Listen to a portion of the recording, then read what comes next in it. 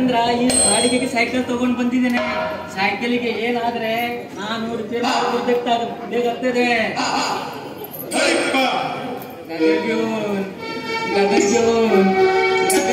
ನಿಗಲಿ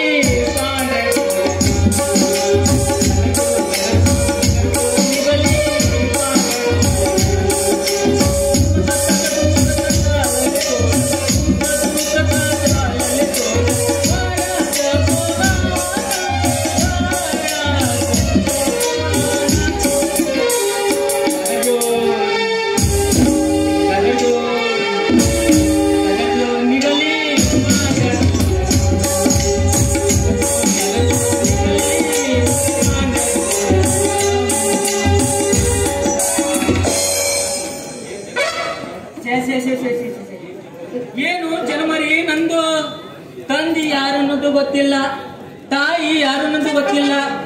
ಒಟ್ಟ ಎಲ್ಲಿ ಹುಟ್ಟಿದವನನ್ನು ಯಾರೋ ಎತ್ಕೊಂಡು ಹೋಗಿ ಶಿಶುಪಾಲನಾ ಕೇಂದ್ರಕ್ಕೆ ಒಯ್ದು ಅಲ್ಲೇ ಬಿಟ್ಟಿದ್ರ.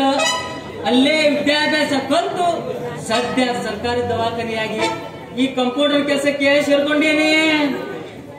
ಟೈಮ್ ಆಯ್ತು, ಹಳ್ಳಿ ದುಟ್ಯಾಗ ಹೊಂಟೀನಿ.